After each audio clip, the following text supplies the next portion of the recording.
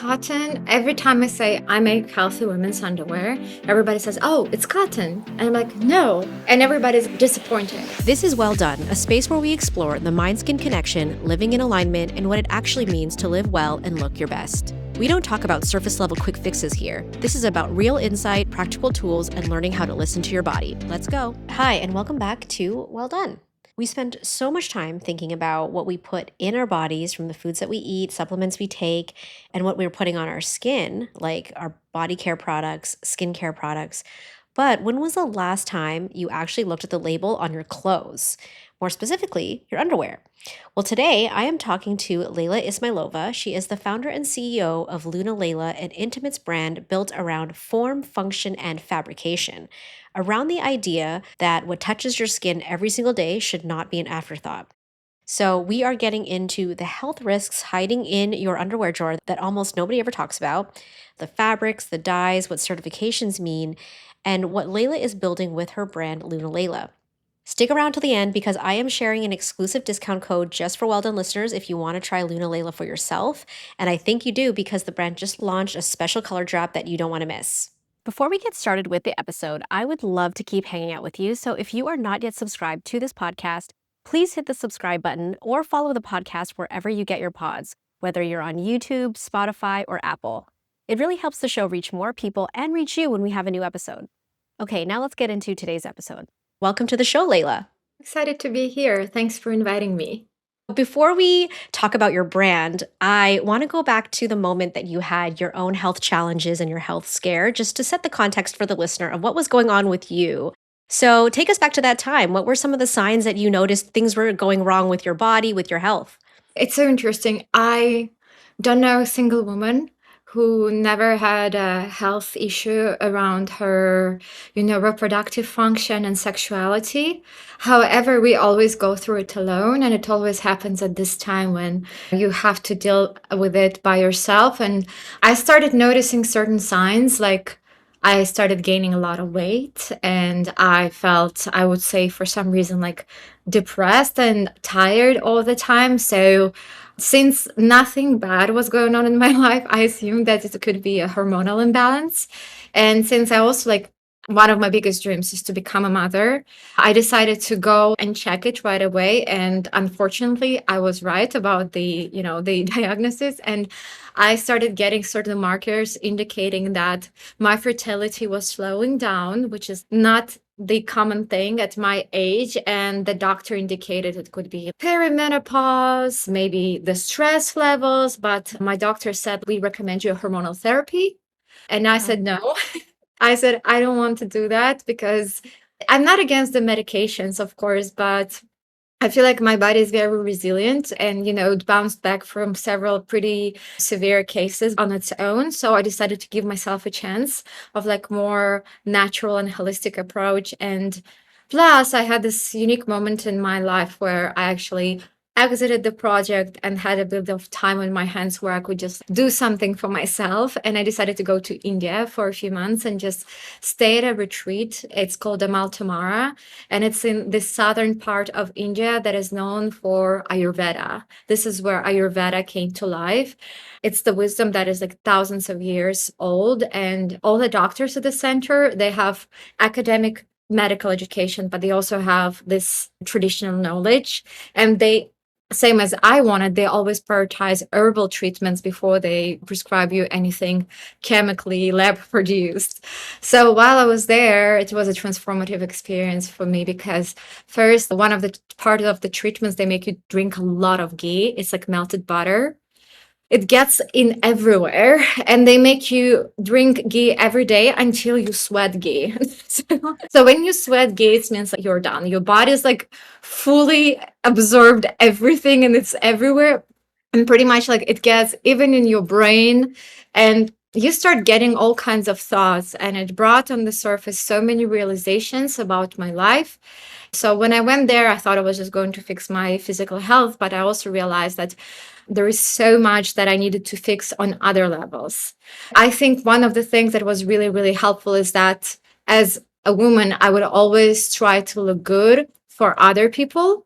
And I would rarely ask myself, how do I feel in the moment? How, like, I would wear very beautiful, but very uncomfortable, painful shoes, Right. for my outfit because they look very nice. But I wouldn't ask myself, is it good for my feet? Like being suffering through the night and not enjoying this beautiful moment? Can I wear just flat sandals or something? So I was always like that. And in India, I had to rethink it because I realized that my body was breaking. And the most important part that is so important for me, and also, of course, my doctor, we had multiple conversations. She said to me that first, levels of stress, it's something that women are not supposed to have. And Western women have so much stress these days because we just historically, we've never handled so many things. Most women were just housekeepers. Now we're supposed to take care of the house and take care of kids and also look good. And for some reason, now we have to be very fit, all of us, and take some kind of Pilates and yoga classes and have a career and education and interests and join certain circles and communities. And the list goes on and on. And the technology is so fast, you have to learn new things all the time. So overall, it creates the stress, like we're always rushing and it's not normal. Women are supposed to be relaxed. Relaxation is our natural state. When we are relaxed, we conceive life. So, in order to invite life into our bodies, we need to relax and let go. So, that was very important because my doctor said, we're fixing your health. But if you bounce back to your normal lifestyle, everything will, go back to the way it was. So, building a company that also requires so much from me from a place of peace and trust, it's for me it's a big effort, but it's also so liberating. It just like Yeah. trusting the process, like today I'm gonna do my best. Maybe I haven't packed all the orders that I was supposed to pack, but I did my best, and I will allow myself to take a break and take a walk at night, and I will not push myself until like midnight today. And that is very, very important. Trusting the process, knowing that the right opportunity will come my way and things will work out. And that's number one before food and rest and everything. But second one was the food, that food is our medicine. I think like another observation that my doctor made, that Western civilizations, people there, they take food as something pragmatic. We just need to like put something in our Fuel. bodies. And, I always think about Italians who like build their lives around meals. And it's so, so important to bring the joy into consuming food and understanding what is on your plate. At the center, they would always give me the menu that is not just going to say like, oh, this dish has, I don't know, potatoes, corn, cilantro. They would say cilantro is good for detoxification. It cleanses your liver, and potatoes provide the energy for your body. So it always explained every ingredient and the benefits it had. And they would also ask me not to read during my meals, not to sit with other people, and kind of concentrate on the food consumption, because only this way your brain fully takes in and recognizes this ritual. And this is how we're supposed to consume food. And the third one was the textile, because on the first day, every morning at 6 a.m., we had a yoga class. And on the first morning, I showed up in my fancy sports like yoga wear lounge. I'm not going to drop the name, but it's like a big popular, the pretty expensive one. And teacher was like, what are you doing? Go back to your room and change. And I went back, and there was like a nice set made from hemp hanging and waiting for me. It was like 100% hemp, not stretchable, fully natural. And apparently that's how yogis practice yogis, not in tight leggings and tight bras that is impossible to rip off your body after the workout, but in this like loose, natural clothes. And that felt wonderful wearing it. It's not the most fashionable outfit, but it felt great wearing it. And also, like my doctor explained to me, Leila, you should really look into your underwear, because whatever is in your underwear goes inside your body. And this is like high absorbency, high temperature environment. So you really need to pay attention to it. So when I came home, I realized once again, I had the same approach to my underwear. I would think, how do I look in my underwear? Before I would think, how do I feel in it? And I never read the label. I would just pick the nicest designs, something that I would see in ads, something that I would consider popular and trendy and beautiful. And so this is where this journey started. When I was there, I realized that natural fabrics is a must. And the whole vision for the brand literally came to me. in the moment of stillness when I wasn't doing anything, I wasn't working, I wasn't watching TV, I wasn't even like hanging out with my friends. I would spend most of my time by myself or with my yoga teacher or with my doctor. And I realized that this brand has a very beautiful mission. But of course, as a the rational person, when I came back to the States, the first thing I did I was talking to women, and I scheduled 50 interviews with my friends and friends of friends. And I realized that there was no single woman who did not have a certain health issue and certain struggles with underwear. So some of them were striving to have natural underwear, but they would say there is nothing pretty and sexy. Everything looks like a parachute. The bras do not hold the shape. Or there were women who would just say, "Oh, I just prefer lace." And I was like, "Do you suffer from yeast infection from time to time?" They say, "Yes." I was like, "Have you ever thought that it's connected to underwear?" They were like, "No." So, there are like two groups of women, and I realized that I need to marry both the beauty and the health in my brand. And that probably is going to be the first brand who actually takes care of it. Wow.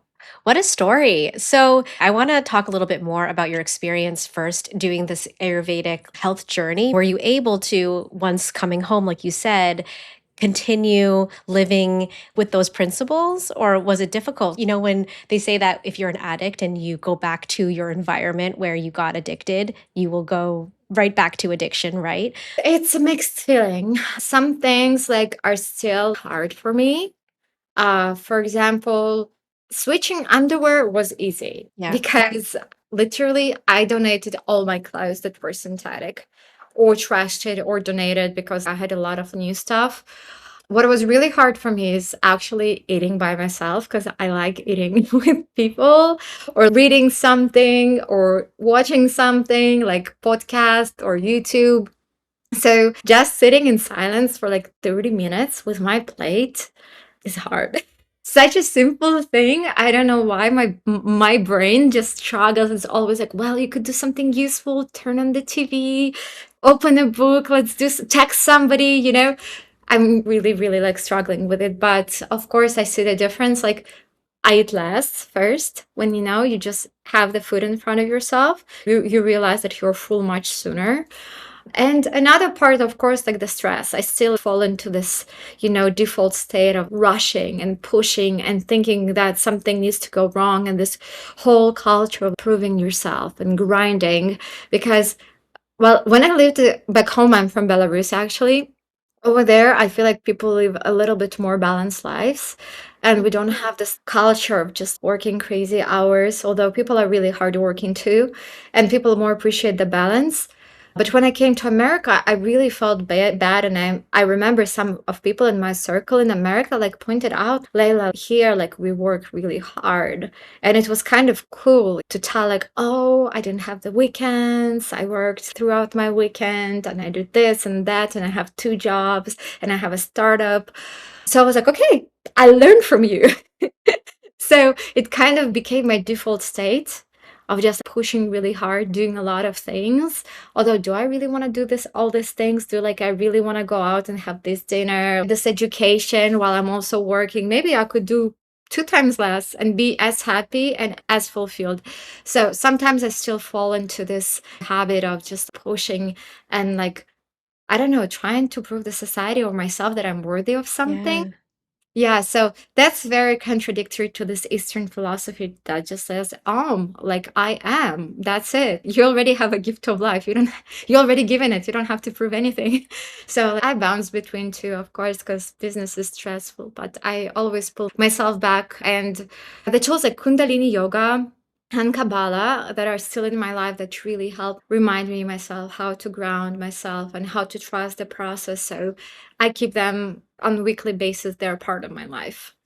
That's great. Yeah, I agree with you. I feel the same way that it used to be, we would almost be bragging about working late or working the weekends. Maybe it's starting to trend a little bit away from the burnout and the hustle culture that we've been so used to, especially like millennial women are starting to feel it in their bodies, right? Like you.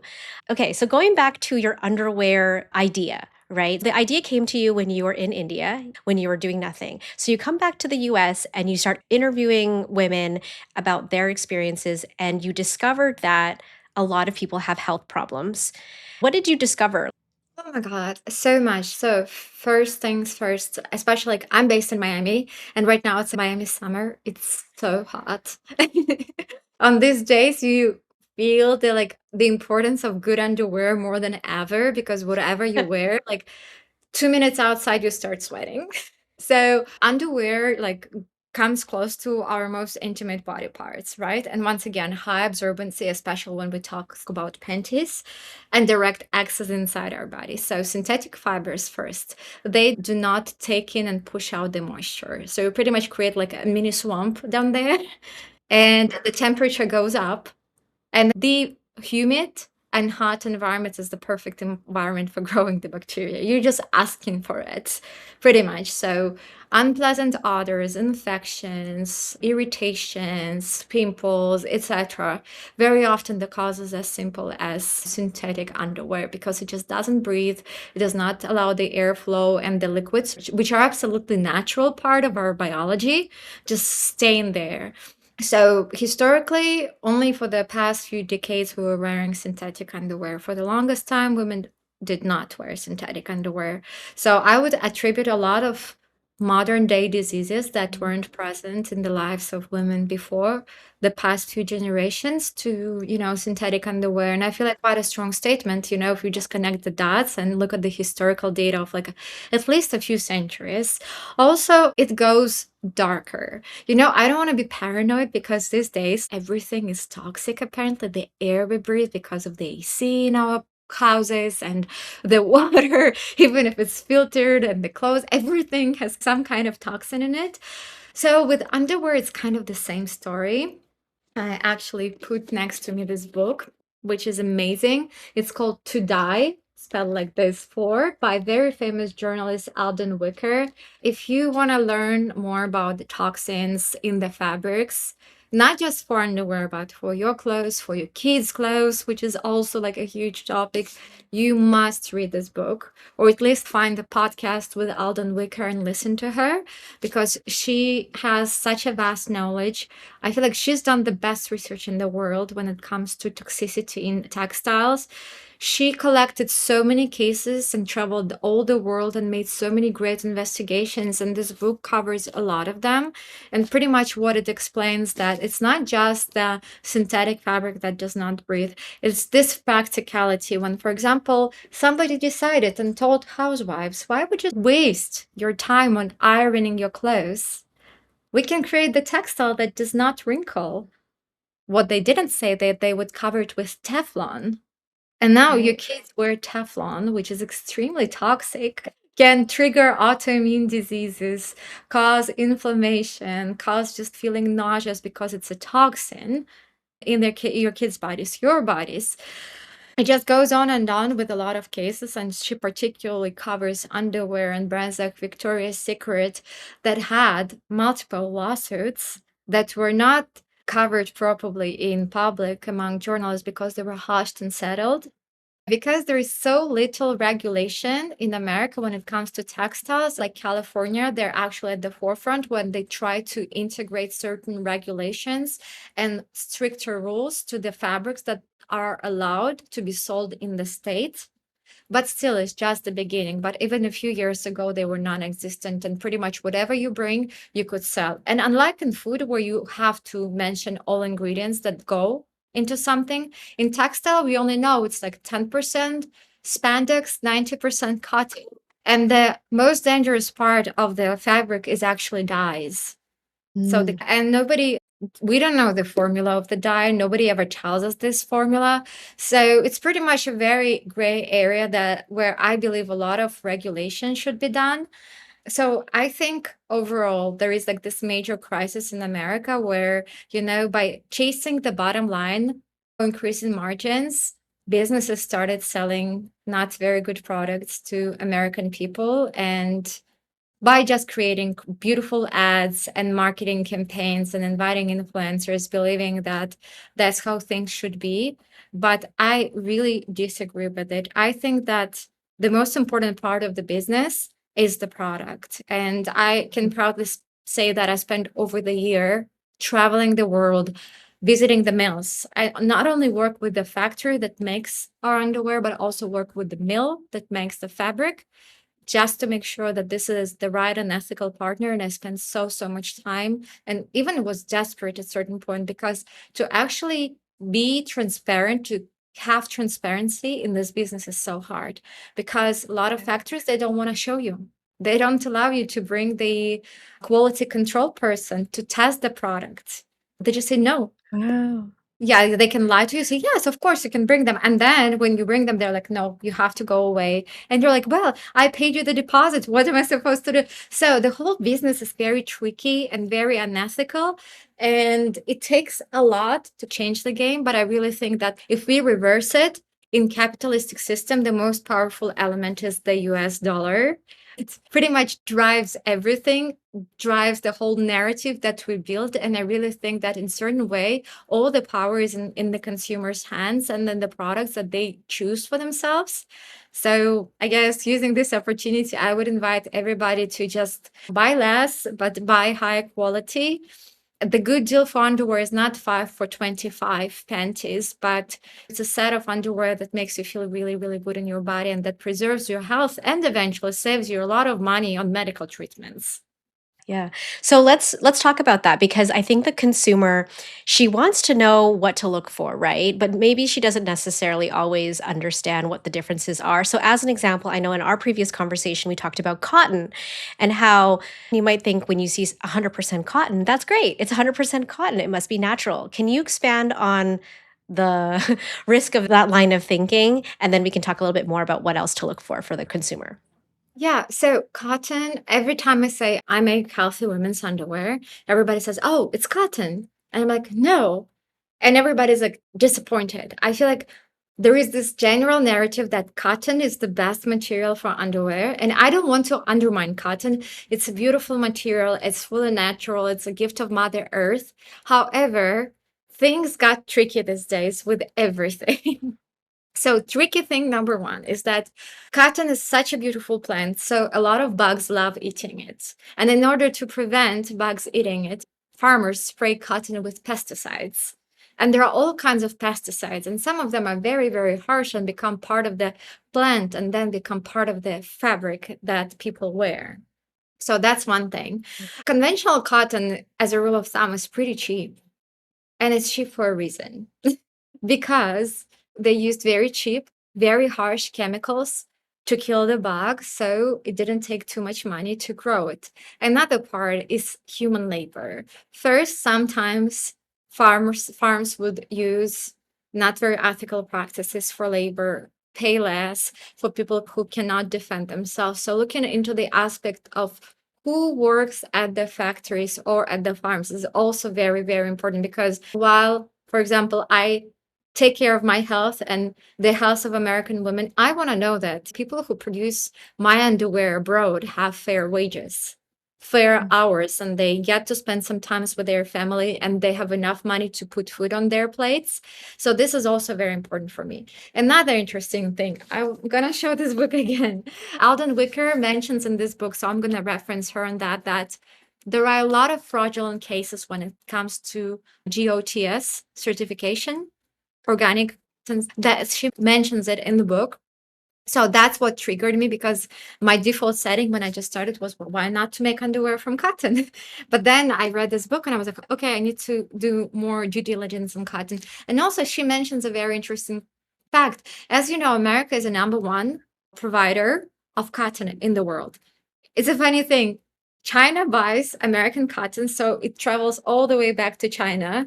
They make a fabric there, they make the products there, and they ship it back to America, which is like, doesn't make sense. So What? seriously, what is interesting is that farmers who work on cotton farms have 4 times more cancer than other people.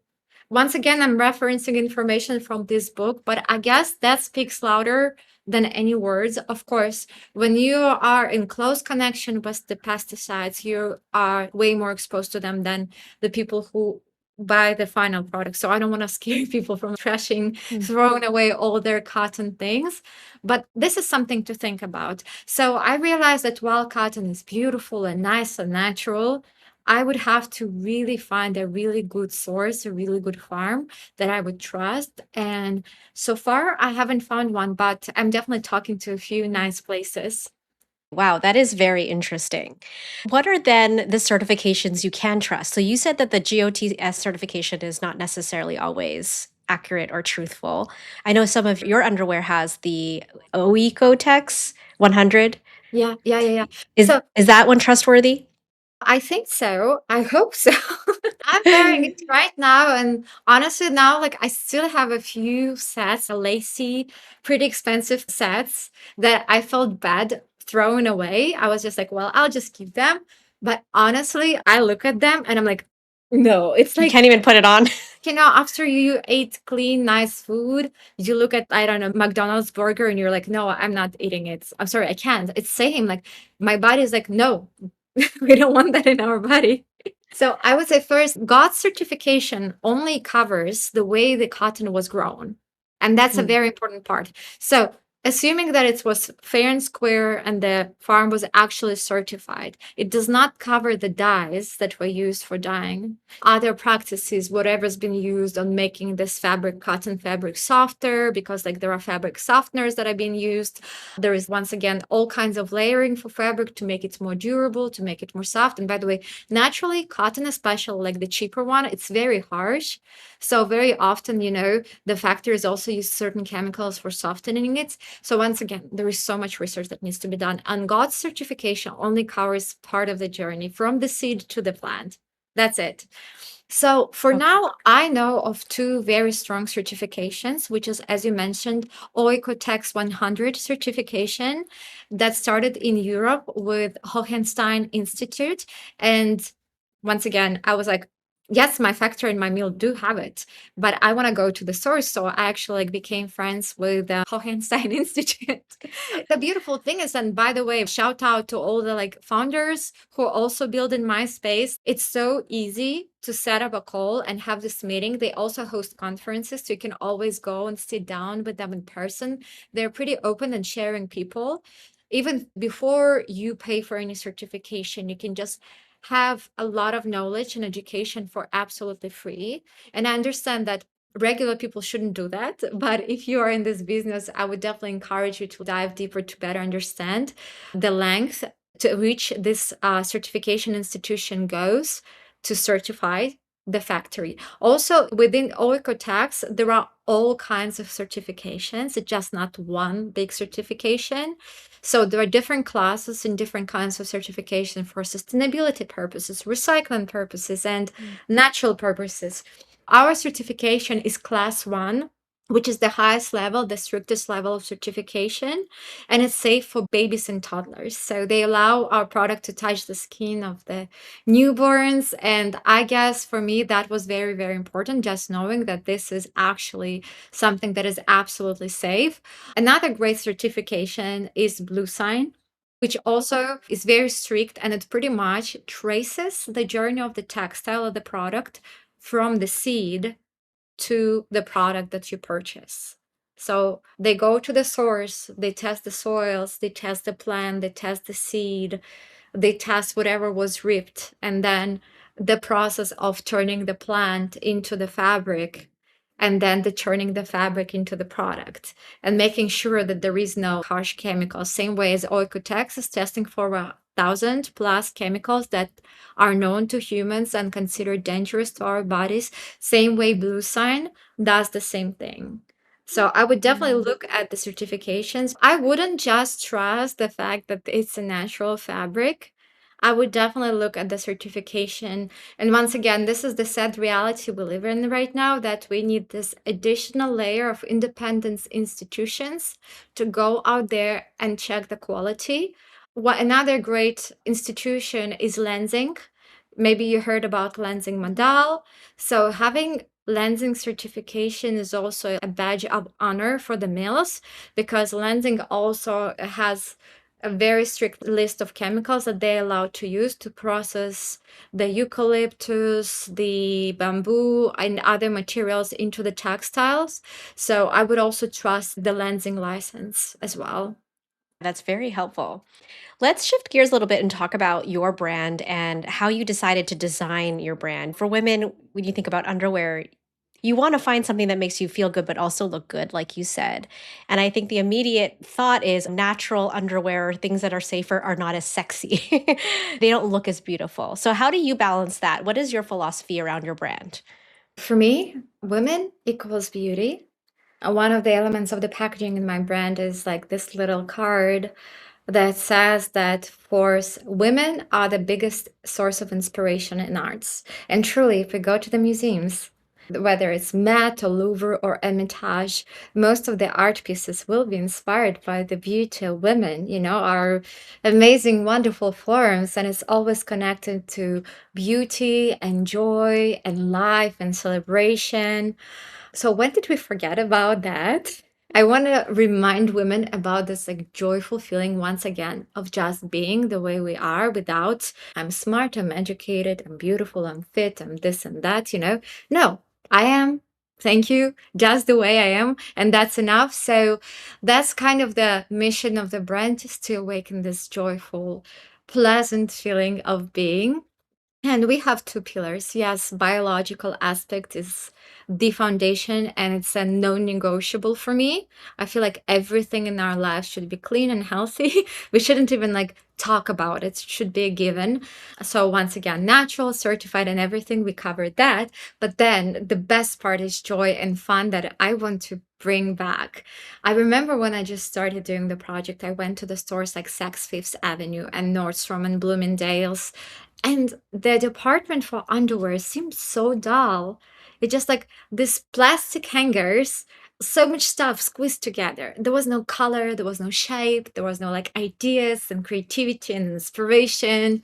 Everything seemed so generic. Even the lighting, this white fluorescent lights, everything made me feel so uncomfortable. I was like, I don't want to try on this underwear. I don't want to buy. I think the underwear should be an experience, something you anticipate to receive this box, to unwrap this box, to touch it so that it feels silky even before you put it on your body. I want to remind you are beautiful just the way you are. So all these elements are also such an important part of the brand, and I guess partially it's linked to like my personal journey of my evolution and growth as a woman and self worth. So I would say we have a very dynamic model where we create designs that are pretty basic, but they're thoughtfully designed. So, for example, our thong is a V shaped thong. So, a V shaped thong, it kind of snatches your waist. It's a little engineering trick, if you call it this way, but it's just a little thoughtful detail that makes things more fun. For bikini, I chose the high rise French cut because a lot of women who wear bikinis, sometimes on their periods, sometimes after birth or C-section, just covering a bit of belly helps them to feel more comfortable and extra support. So these little things, I believe they make the whole difference. And of course, if you layer it with very good materials, buttery soft elastics and very silky fabrics, breathable, light, cooling fabrics, that just makes you feel instantly like a queen. And of course, the colors. I love having fun with the colors. Our basic color palette is black, white, beige, and brown.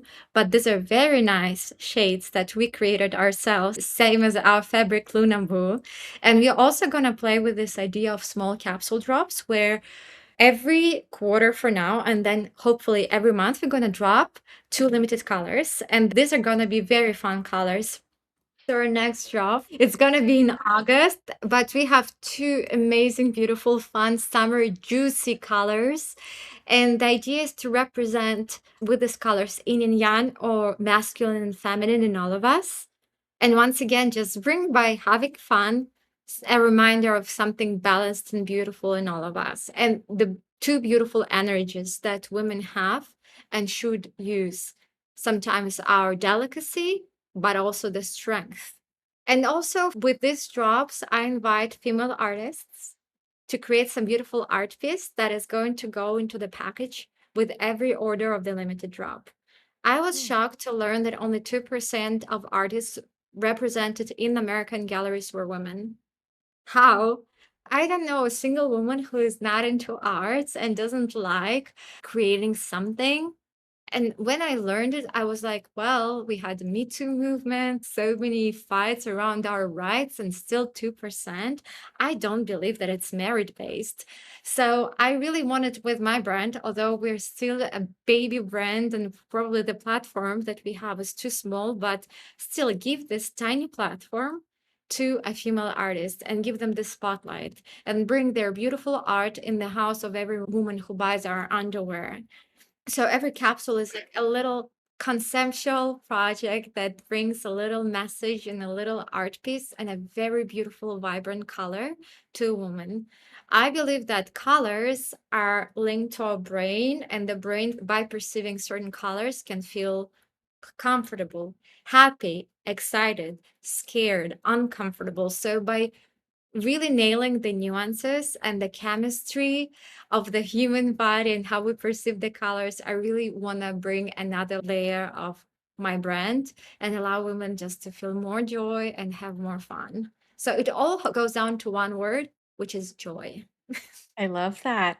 That's such a good and refreshing perspective to place on an intimates brand. Like, you don't really hear that very often. And I love that partnership with artists. What are you excited about in the near future for your brand other than like the artist collaborations? I have so much excitement for what's coming. I've never been so excited in my entire life about anything. I had no idea that I would have so much passion for fabrics. So I position Lunaleila as a textile agnostic brand because another observation that I made about the whole industry of natural underwear, most brands in this category, they have one hero fabric.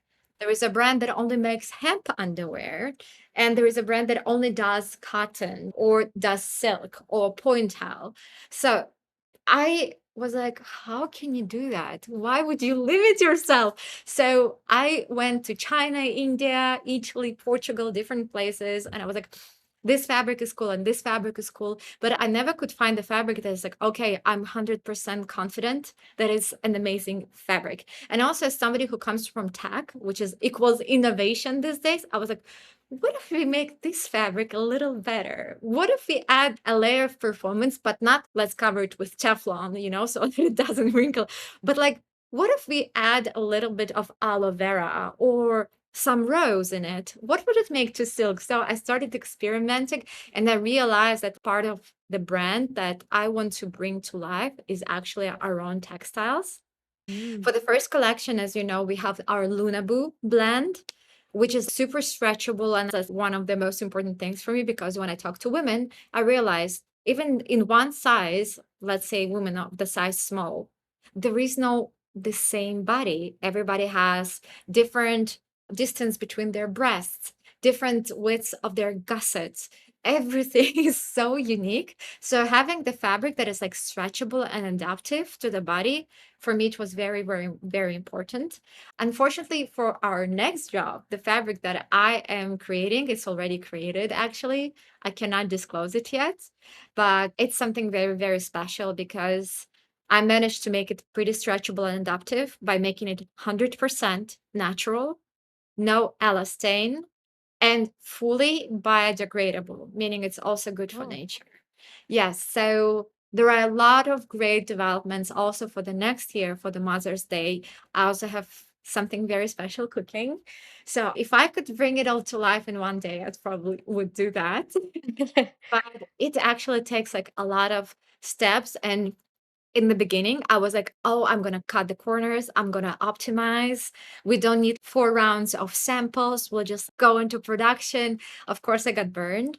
And now I'm being so respectful to the craftsmanship and the production process because while AI is taking over the world, our underwear is still handmade. And the whole process is very manual and it takes time. And on one hand, it's hard, especially because I'm so impatient. But on the other hand, slowing down and once again working with your hands and creating something step by step, it's almost like a meditation and a practice that brings so much value into this process and so much love for me for my project because it's not something that I do quickly. I know to Mm. bring my idea for the Mother's Days to life, I'm already working on it, and it's what, 8 9 months before that, and I'm like already fully immersed developing the designs, developing the new really cool fabric for our beloved mothers. So this part is actually very exciting and refreshing in our very high-paced world, just being slow and creating something with your hand, whether it's a sketch or the samples. And when you pick the fabric, you're always like touching these fabrics. You put it to your skin, you touch with your fingers, so the threads is the same. That's an incredible part. Once again, for somebody who was working in front of the computer for so long, having this experience of manual work, it's just a gift.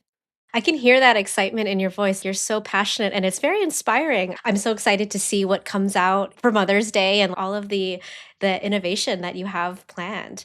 So, since starting your company, how has your perspective on wellness and health changed for you? I know you mentioned that you're trying to bring more peace into decision making, which can be hard as a founder and entrepreneur. What other things are you doing to ground yourself? For me, I guess the most important thing is sleep. For the longest time in my life, I think I was sleep deprived and I never understood the importance of resting well. I think only in India, they actually explained to me, like, no, it's not like cool to push all-nighters. What is cool to give yourself 9 hours of rest because this is how much your body need to recover the hormones. So if you want to be a healthy woman, you got to rest. So once again, this whole notion of like going out, drinking, waking up early, not good. So for me, the sleep is my number one ritual. Nothing is more important than my sleep. My mental health, once again, I'm a woman. I'm a Leo. I'm so emotional. Everything is a drama and so having some grounding practices and a constant reminder of these basic principles of trusting the process, of allowing things to evolve and to happen is a Kabbalah.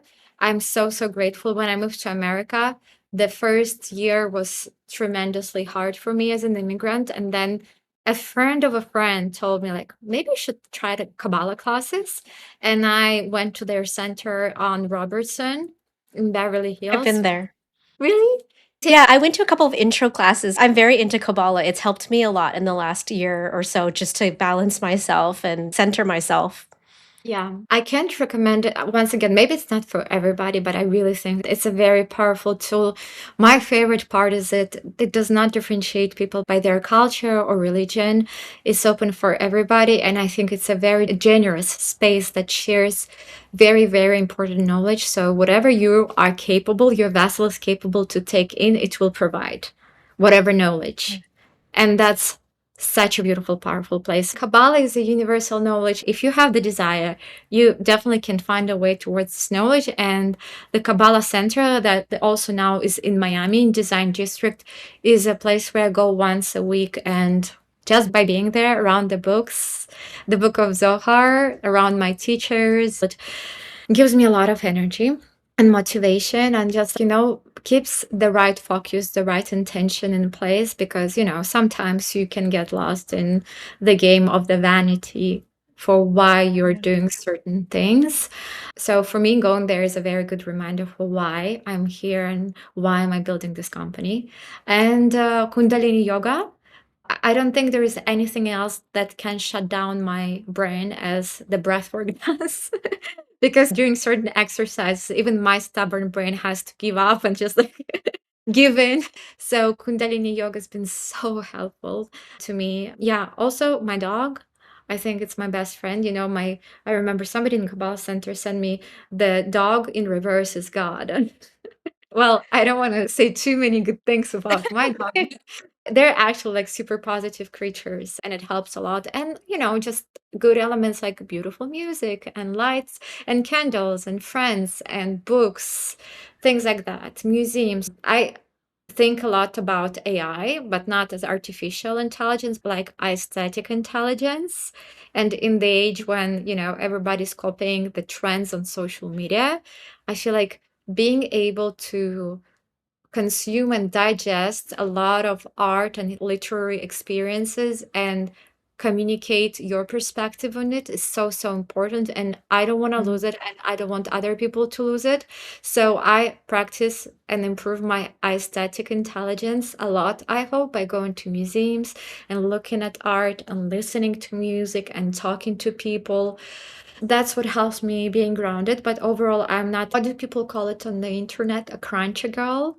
I'm not. I do not want to get obsessed about wellness because it's just Yeah. overwhelming. And honestly, like every year we have this new trick on how to be healthier. NAD, peptides.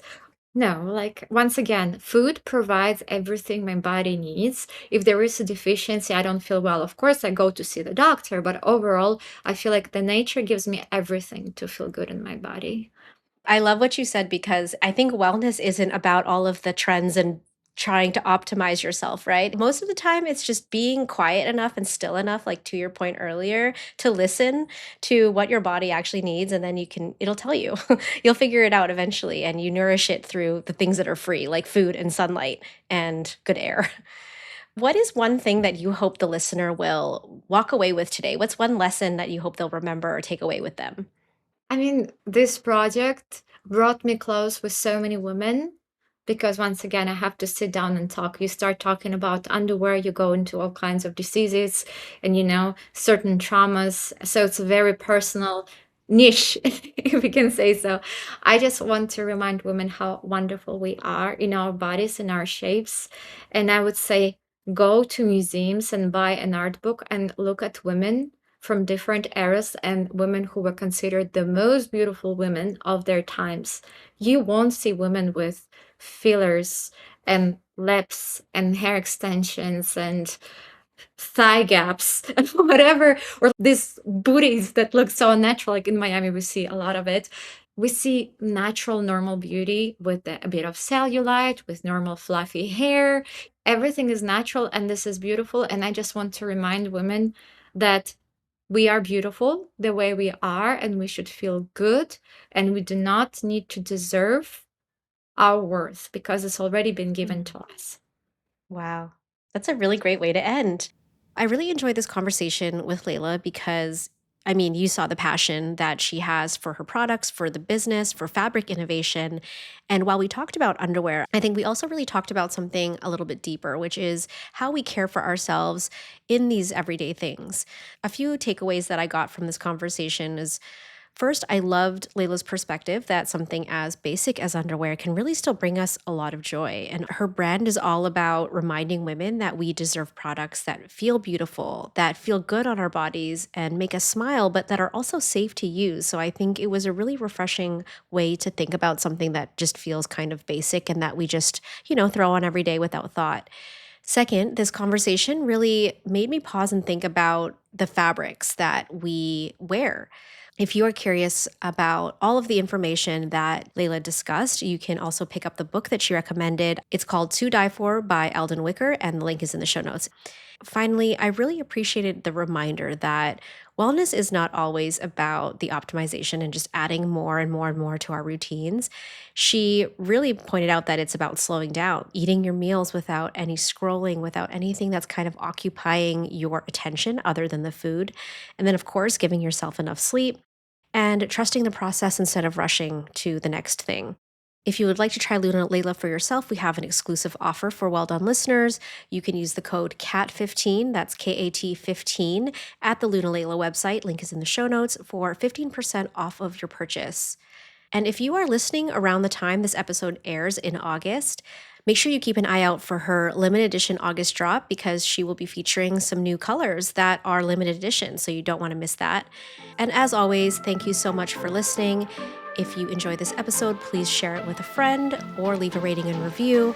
And I'll see you next time on Well Done.